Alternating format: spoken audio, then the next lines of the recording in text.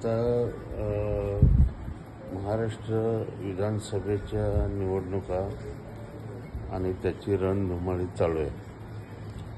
प्रचाराची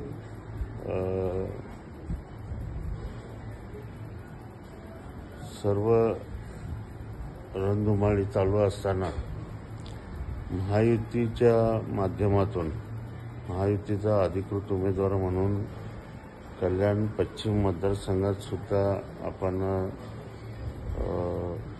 प्रचारामध्ये आघाडी घेतलेली आहे. अनेक मुद्दे आहेत निवडणूक लढवण्याच्या दृष्टीने. त्याच्यातील काही महत्त्वाचे मुद्दे म्हणजे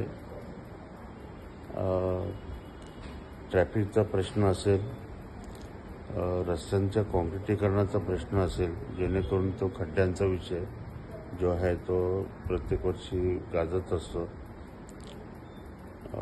त्याच्यानंतर आरोग्याचा विषय, चांगलं हॉस्पिटल कल्याणमध्ये असावं ही पण लोकांची मागणी आहे.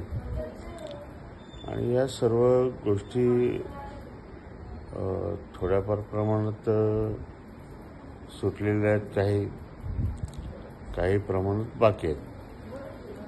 परंतु MSRDC असेल, MMRDA असेल, नगररचना असेल, माझा स्वतःचा निधी असेल, स्मार्ट सिटी असेल, असं सर्व मिळून जवळजवळ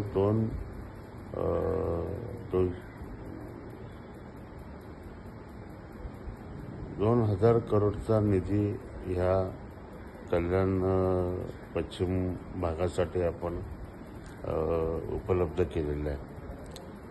आता कामं जरी दिसत नसली तरी पण ती कामं चालू आहेत आणि कामं चालू असताना बऱ्याचशा अडचणींना लोकांना सामोरं जावं लागतं.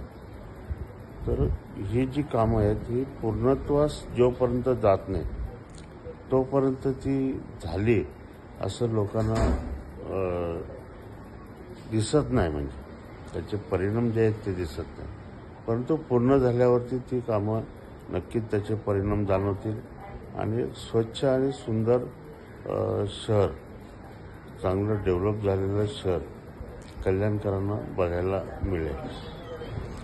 आता निवडणुका साधारणतः 20 तारखेला निवडणुका आहेत आणि सर्वच पक्ष त्यांच्या परीने प्रचार करत आहेत. परंतु शिवसेना, भाजपा, राष्ट्रवादी, RPI आणि इतर अनेक पक्ष जे ह्या महायुतीमध्ये सामील झाले आहेत, या सर्व पक्षांनी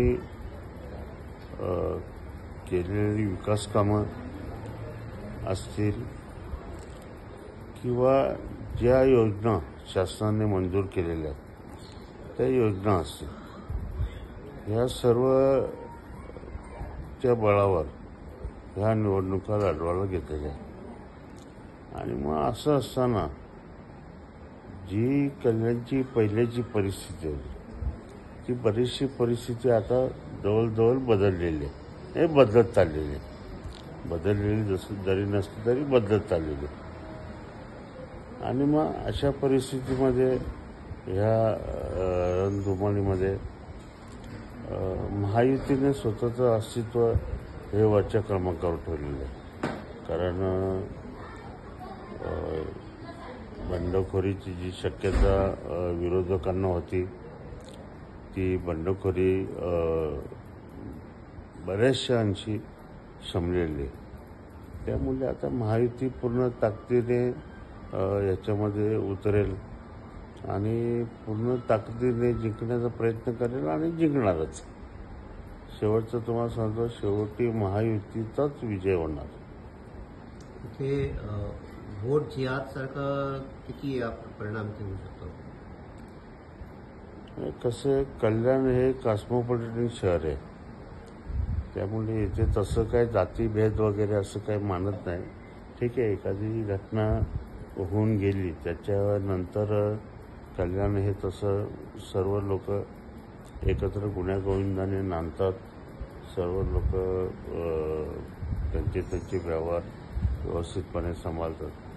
आणि मग असं असताना ह्या ज्या घटना आहेत त्या समाजात कधीतरी डोकं वर काढतात, परंतु त्याला इतर समाज पाहिजे त्या प्रमाणात साथ न दिल्यामुळे कोणी ह्या गोष्टींबद्दल बोलत नाही. म्हणजे पण त्या- हिंदू एकजूट होण्याची गरज आहे का इथे अशी ह्यासाठी? जसं आता बाकीच्या दृष्टीने आता आपण बघतो उभाठा किंवा हे लोक जे आहेत ते सगळं मुसलमान वोट्सवरती जास्त अवलंबून आहे.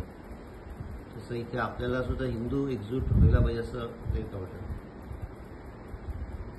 नाही, हिंदू तर जातीत एकत्र बिघडलेलं दिसतो आपल्याला एकंदर. हिंदू एकत्र व्हायला पाहिजेत हे तर आपलं सर्वांचंच उद्दिष्ट आहे की हिंदूंनी एक व्हावं. परंतु आतापर्यंत जसं आपण बघत गेलो तर हिंदू हा निद्रिस्त अवस्थेत आहे. हां, त्याला जागा करणं गरजेचं आहे. बरोबर आहे, तो झोपलेल्या अवस्थेत आहे. बरोबर. त्यामुळे तो एक करणं गरजेचं आहे. ही काळाची गरज आहे, त्याबद्दल काही वाद नाही. असं होईल असं वाटतंय का या निमित्ताने इथे?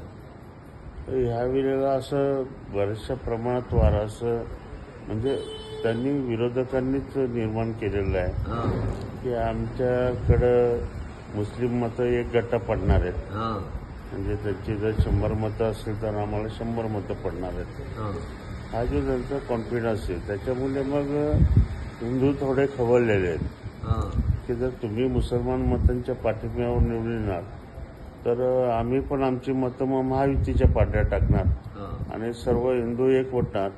अशा पद्धतीचं हिंदूचं एकत्रीकरण आपोआप चाललेलं आहे. हां. म्हणजे कोणी मास लीडर नाही, काही नाही. त्या लोकांची लोकच हा